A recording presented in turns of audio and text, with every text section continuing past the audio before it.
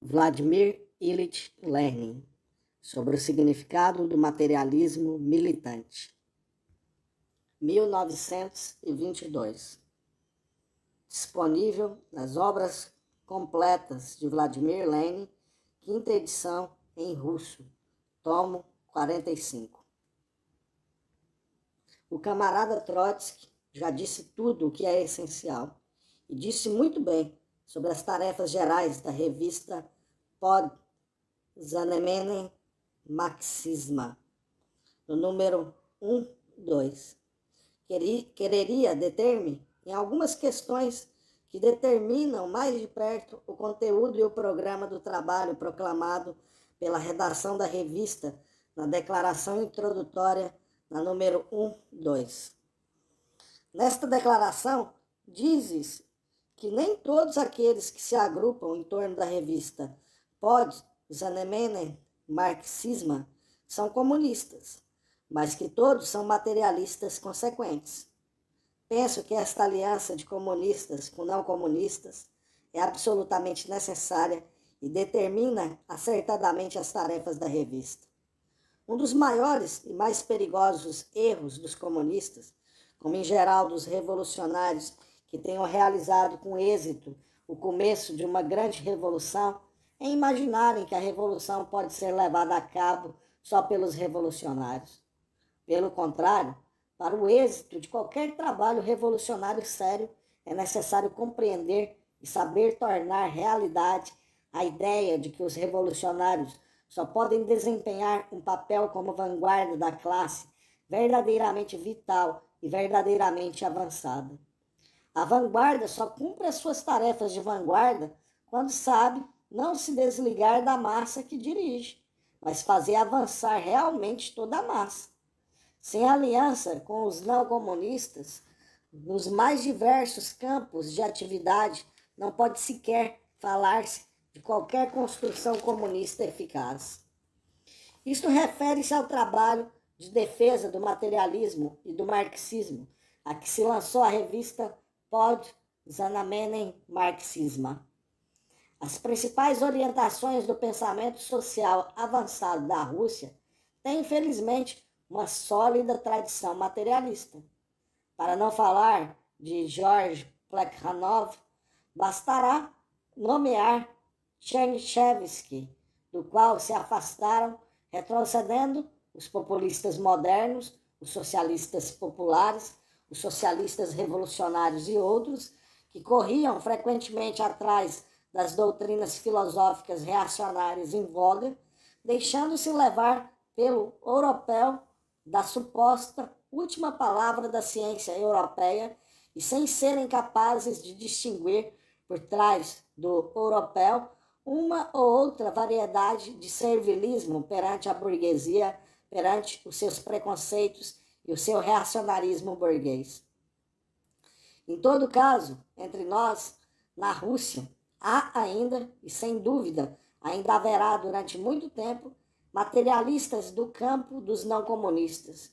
E o nosso dever absoluto é atrair todos os partidários do materialismo consequente e militante ao trabalho comum na luta contra a reação filosófica e os preconceitos filosóficos da chamada sociedade culta. Jetgen, pai, que não se deve confundir com o tão presunçoso como fracassado literato Jetgen, filho, ao dizer que os professores de filosofia na sociedade moderna, na maioria dos casos, são de fato mais do que, abre aspas, lacaios diplomados do clericalismo, fecha aspas, expressou de um modo justo, certeiro e claro o ponto de vista fundamental do marxismo acerca das tendências filosóficas dominantes nos países burgueses e que são objeto da atenção dos seus sábios e publicistas. Os nossos intelectuais russos, que gostam de considerar-se avançados, tal como acontece, aliás, aos seus colegas em todos os restantes países, não gostam muito de transferir a questão para o terreno da apreciação dada pelas palavras de Dietzky. E não gostam porque a verdade lhes dói. Basta refletir um pouco que seja sobre a dependência política, econômica geral, bem como sobre a dependência nos hábitos e qualquer outra em que se encontram as pessoas cultas modernas em relação à burguesia dominante, para compreender a justeza absoluta da áspera caracterização de Dietzken. Basta recordar a enorme maioria das tendências filosóficas em moda, que surgem com tanta frequência nos países europeus, começando, por exemplo, pelas que estão ligadas à descoberta do rádio e terminando pelas que agora procuram agarrar-se a Einstein para perceber a ligação que existe entre os interesses de classe e a posição de classe da burguesia, entre o seu apoio a todas as formas de religião e o conteúdo ideológico das tendências filosóficas em moda. Do que atrás se disse, vê-se que uma revista que quer ser o órgão do materialismo militante deve ser, em primeiro lugar, um órgão combativo no sentido do desmascaramento e da perseguição incansável de todos os atuais lacaios diplomados do clericalismo, quer atuem na qualidade de representantes da ciência oficial, quer na qualidade de franco-atiradores que a si próprios se chamam publicistas, democratas de esquerda ou ideologicamente socialistas. Tal revista deve ser, em segundo lugar, um órgão do ateísmo militante. Temos departamentos, ou pelo menos instituições estatais, que dirigem este trabalho, mas dirigem este trabalho de um modo extremamente apático, extremamente insatisfatório, sofrendo pelos vistos a pressão das condições gerais do nosso burocratismo autenticamente russo, embora soviético. Por isso, é extraordinariamente essencial que, complementando o trabalho das correspondentes instituições do Estado, corrigindo-o e animando-o, a revista que se consagra à tarefa de se tornar um órgão do materialismo militante conduz uma propaganda e uma luta ateísta infatigáveis. É necessário seguir atentamente toda a literatura respectiva em todas as línguas, traduzindo-a ou, pelo menos, resumindo tudo o que é minimamente valioso neste domínio. Há já muito que Engels aconselhava os dirigentes do proletariado moderno a traduzir para difundir em massa entre o povo a literatura ateísta militante do fim do século XVIII. Para vergonha nossa, até agora ainda não fizemos. Uma das muitas provas de que numa época revolucionária é muito mais fácil conquistar o poder do que saber utilizar este poder acertadamente. Por vezes, pretende-se justificar esta nossa apatia, inatividade e incapacidade com toda espécie de considerações altissonantes. Por exemplo, dizendo que a velha literatura ateísta do século XVIII envelheceu, não é científica, é ingênua, etc. Não há nada pior do que estes sofismas pretensamente sábios que escondem ou o pedantismo ou a completa incompreensão do marxismo. Naturalmente, nas obras ateístas dos revolucionários do século XVIII, encontra-se muito de não científico e de ingênuo, mas ninguém impede os editores dessas obras de abreviá-las e de introduzir-lhes curtos pós-fácios com referências ao progresso que a humanidade realizou na crítica científica das religiões desde fins do século XVIII, com referências às obras mais recentes sobre o assunto, etc. Seria um grande erro, e o pior dos erros que um marxista pode cometer, pensar que as massas populares de muitos milhões de pessoas, sobretudo a massa dos camponeses e artesãos, condenadas por toda a sociedade contemporânea ao obscurantismo, à ignorância e aos preconceitos, possam sair deste obscurantismo apenas pela linha reta da instrução puramente marxista. É necessário dar a estas massas o mais variado material de propaganda ateísta, dar-lhes a conhecer os fatos dos mais variados domínios da vida, abordá-las de todas as maneiras para as interessar, para as despertar do sono religioso, para sacudir em todos os aspectos, como os mais diversos processos, etc. A publicística dos velhos ateístas do século XVIII, ativa, viva, talentosa, que ataca aguda e abertamente o clericalismo dominante, será frequentemente 1000 vezes mais apropriada para despertar as pessoas do sono religioso do que as exposições do marxismo fastidiosas, áridas, quase nunca ilustradas com fatos habilmente selecionados, que predominam na nossa literatura e que frequentemente, há que confessá-lo, adulteram o marxismo. Já estão traduzidas no nosso país todas as obras de alguma importância de Marx e Engels. Não há absolutamente motivo nenhum para recear que o velho ateísmo e o velho materialismo fiquem por completar com as correções introduzidas por Marx e Engels. O mais importante, precisamente, o que esquecem com mais frequência os nossos comunistas, pretensamente marxistas, mas que na realidade deformam o marxismo, é saber interessar as massas, ainda não desenvolvidas pela atitude consciente perante as questões religiosas e pela crítica consciente das religiões. Por outro lado, tomai os representantes da moderna crítica científica das religiões. Quase sempre estes representantes da burguesia culta complementam as suas próprias refutações dos preconceitos religiosos com raciocínios tais que os desmascaram imediatamente como escravos ideológicos da burguesia, como lacaios diplomados do clericalismo. 2 exemplos. O professor R.I. Viper publicou em 1918 um livrinho intitulado O Aparecimento do Cristianismo, em Moscou.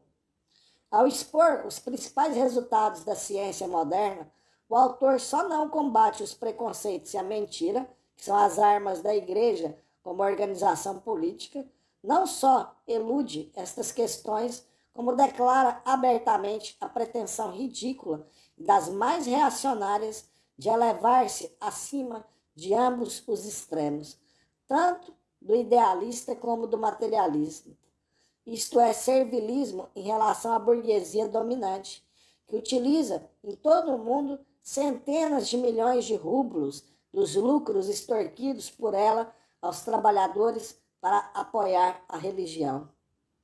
O conhecido sábio alemão Arthur Dries, refutando no seu livro O Mito de Cristo, os preconceitos e lendas religiosas, demonstrando que não existiu Cristo algum no mundo, no final do livro manifesta-se a favor da religião, mas de uma religião renovada, refinada, subutilizada, capaz de fazer frente, abre aspas, à torrente naturalista que se fortalece de dia para dia, fecha aspas. Este é um reacionário franco, consciente, que ajuda abertamente os exploradores a substituírem os velhos e putrefatos preconceitos religiosos por preconceitos novos, ainda mais repugnantes e mais infames. Isto não significa que não se deva traduzir Drills. Isto significa que os comunistas e todos os materialistas consequentes devem, ao mesmo tempo que realizam, em certa medida, a sua aliança com a parte progressista da burguesia, desmascará-la incansavelmente quando ela cai no reacionarismo. Isto significa que fugir à aliança com os representantes da burguesia do século XVIII, isto é, da época em que ela era revolucionária, significaria trair o marxismo e o materialismo, pois a aliança com Drills, sob uma ou outra forma, em maior ou menor grau, é obrigatória para nós na luta contra os obscurantistas religiosos dominantes. A revista Podzamenen Marxisma, que quer ser um órgão do materialismo militante, deve dedicar muito espaço à propaganda ateísta, à recensão da literatura respectiva e corrigir as enormes insuficiências do nosso trabalho estatal neste domínio. É especialmente importante utilizar livros e brochuras que contenham muitos fatos concretos e comparações que mostrem os laços entre os interesses de classe e as organizações de classe da burguesia moderna e as organizações das instituições religiosas e da propaganda religiosa. São extraordinariamente importantes todos os materiais que se referem aos Estados Unidos da América do Norte, onde se manifesta menos a relação oficial burocrática estatal entre a religião e o capital. Mas, em contrapartida, torna-se-nos mais claro que a chamada democracia moderna, perante a qual os mencheviques, os socialistas revolucionários e, em parte, os anarquistas, etc., se prosternam tão inconsideradamente, não é mais do que a liberdade de pregar aquilo que convém à burguesia pregar. E a esta convém-lhe pregar as ideias mais reacionárias, a religião, o obscurantismo, a defesa dos exploradores, etc. Quero ter a esperança de que a revista, que quer ser o órgão do materialismo militante, dará aos nossos leitores recensões da literatura ateísta, com referências que indiquem para que círculos de leitores e em que aspecto poderiam ser adequadas tais e tais obras, bem como indicações do que se publicou no nosso país. Devem considerar-se publicadas apenas as obras que estejam traduzidas de modo aceitável, e não são assim tantas, e daquilo que se deveria ainda editar. Além da aliança com os materialistas consequentes, que não pertençam ao Partido dos Comunistas, não é menos importante, mas talvez ainda mais, para o trabalho que o materialismo militante deve realizar, a aliança com os representantes das ciências naturais modernas, que tendam para o materialismo ou não receiem defendê-lo nem propagá-lo contra as vacilações filosóficas em voga para o lado do idealismo e do ceticismo dominantes na chamada sociedade culta. O artigo de A. Timiryazev sobre a teoria da relatividade de Einstein, publicado no número 1/2 da revista Poznań Marxisma, permitem esperar que a revista conseguirá realizar também esta segunda aliança. É necessário dedicar-lhe maior atenção. É preciso recordar que, precisamente da brusca viragem por que passam as ciências naturais modernas, nascem a cada passo escolas e escolinhas, tendências e tendenciazinhas filosóficas reacionárias. Portanto, acompanhar as questões colocadas pela revolução contemporânea no domínio das ciências naturais, atrair para este trabalho na revista filosófica os investigadores naturalistas, é uma tarefa sem cujo cumprimento o materialismo militante não pode ser de modo nenhum nem militante nem materialismo.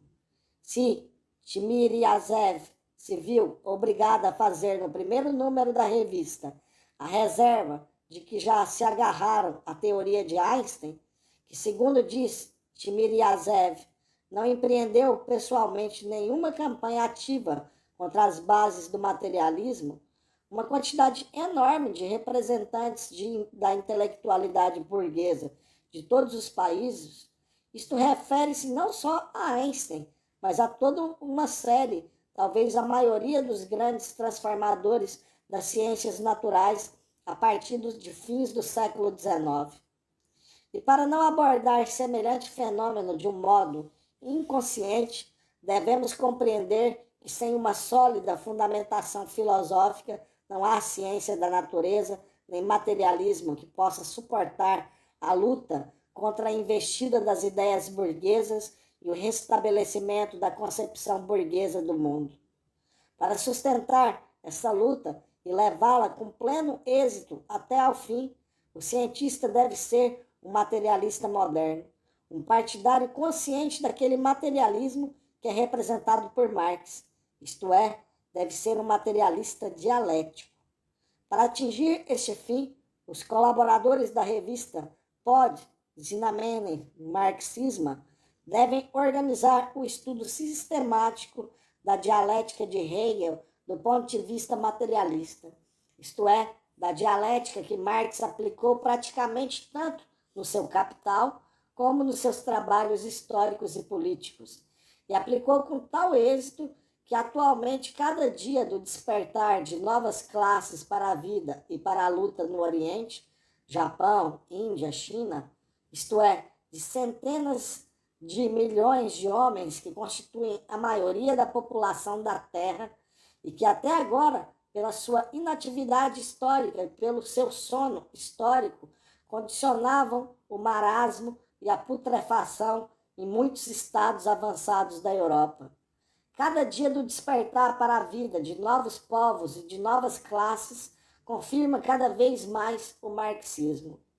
Naturalmente, o trabalho necessário para esse estudo, para essa interpretação e essa propaganda da dialética de Hegel é extraordinariamente difícil e, sem dúvida, as primeiras tentativas nesse sentido serão acompanhadas de erros. Mas só quem não faz nada não se engana. Baseando-nos no modo como Marx aplicava a dialética de Hegel, concebida de maneira materialista, podemos e devemos desenvolver esta dialética em todos os aspectos, publicar na revista fragmentos das principais obras de Hegel, interpretá-las de modo materialista, comentando-as com a ajuda de exemplos da aplicação da dialética por Marx e também com exemplos da dialética no domínio das relações econômicas e políticas. Exemplos que a história contemporânea, sobretudo a guerra imperialista e a revolução atuais, nos oferecem em quantidades extremamente abundantes. O grupo de redatores e colaboradores da revista Pod Zunamenen Marxismo deve, em minha opinião, ser uma espécie de sociedade de amigos materialistas da dialética hegeliana. Os cientistas modernos encontrarão, se souberem procurar e se nós aprendermos a ajudá-los, na interrupção materialista da dialética de Hegel, uma série de respostas às questões filosóficas colocadas pela revolução das ciências naturais e que fazem escorregar para a reação os admiradores intelectuais da moda burguesa. Sem colocar e realizar sistematicamente tal tarefa, o materialismo não pode ser materialismo militante. Continuará a ser, para empregar uma expressão de Shadrin, menos combativo do que combatido. Sem isso, os grandes cientistas continuarão a ser, com tanta frequência como até agora, impotentes nas suas conclusões e generalizações filosóficas, pois as ciências naturais progridem com tanta rapidez, atravessam um período de viragem revolucionária tão profunda em todos os domínios que as ciências naturais não podem de modo nenhum prescindir de conclusões filosóficas. Para concluir, citarei um exemplo que não se refere ao domínio da filosofia, mas que em todo caso se refere ao domínio das questões sociais a que a revista Pod Zunamenen Marxismo também quer prestar atenção.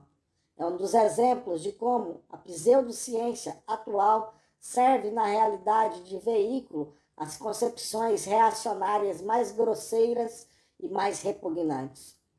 Há pouco enviaram-me o número 1 da revista Economist, de 1922, editada pela 11ª seção da Sociedade Técnica Russa. O jovem comunista que me enviou esta revista, e que certamente não teve tempo de conhecer o conteúdo da revista, teve o descuido de me recomendar com muita simpatia. Na realidade, a revista é, não sei até que ponto conscientemente, um órgão dos feudais modernos, que naturalmente se cobrem com a capa da sabedoria, da democracia, etc. Um certo senhor P.A. Sorokin publica nesta revista uns extensos estudos pretensamente sociológicos intitulado acerca da influência da guerra. Este artigo doutoral está cheio de referências científicas aos trabalhos sociológicos do autor, dos seus numerosos mestres e confrades do estrangeiro. Eis uma amostra da sua sabedoria. Na página 83, leio, abre aspas, atualmente, em cada 10.000 casamentos em Petrogrados, contam-se 92,2 divórcios, o que é um número fantástico. Além disso, em cada 100 casamentos dissolvidos, 51,1 duraram menos de um ano, 11% menos de um mês, 22% menos de 2 meses, 41% menos de 3 a 6 meses e só 26% mais de 6 meses. Estes números dizem que o casamento legal moderno é uma forma que, no fundo, oculta relações sexuais extramatrimoniais e que dá a possibilidade aos amadores de aventuras galantes de satisfazerem de um modo legal os seus apetites. Fecha aspas.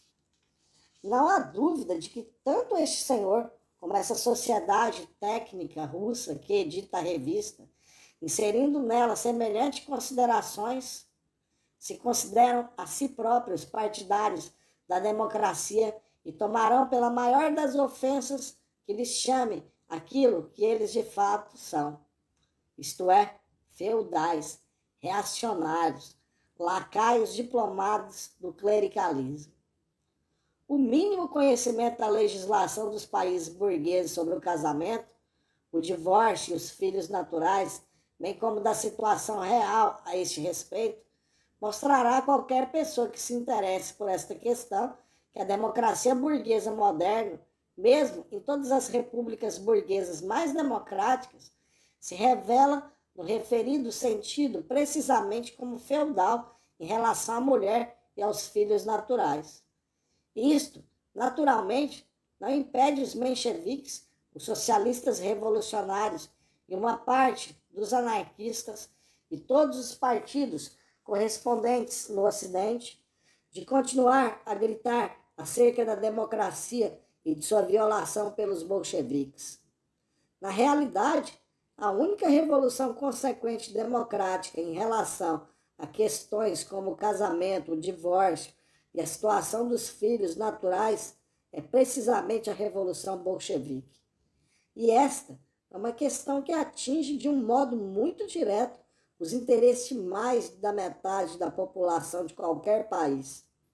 Só a Revolução Bolchevique, apesar do enorme número de revoluções burguesas que a precederam e que se chamavam democráticas, levou a cabo pela primeira vez uma luta decidida nesse sentido, tanto contra a reação e o feudalismo, como contra a hipocrisia habitual das classes dirigentes possuidoras.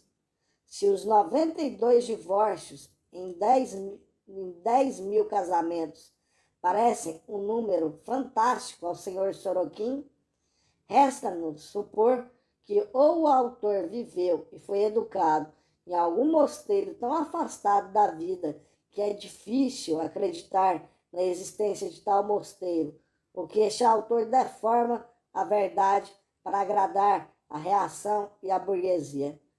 Quem quer que conheça um pouco as condições sociais dos países burgueses, sabe que o número real dos divórcios, de fato, naturalmente não sancionados pela Igreja e pela lei, é, em toda parte, incomensuravelmente maior. Neste aspecto, a Rússia só se distingue dos outros países pelo fato de que as suas leis não consagram a hipocrisia e a situação de falta de direitos da mulher e do seu filho, mas declaram abertamente e em nome do poder de Estado, seu poder de Estado, uma guerra sistemática a toda a hipocrisia e a toda a falta de direitos. A revista marxista terá que fazer guerra também a semelhantes feudais, cultos modernos, provavelmente uma parte não pequena delas recebe no nosso país dinheiro do Estado, está ao serviço do Estado para a instrução da juventude, apesar de não serem melhores para esse fim do que seriam depravados manifestos para o papel de vigilantes em instituições de ensino para menores. A classe operária da Rússia soube conquistar o poder, mas não aprendeu ainda a utilizá-lo, pois, caso contrário, há já muito que teria expedido muito cortesmente semelhantes professores e membros de sociedades científicas para os países da democracia burguesa. É aí o verdadeiro lugar para semelhantes feudais, mas ela há de aprendê-los, desde que queira aprender. Vladimir Ilyich Lenin, 1922.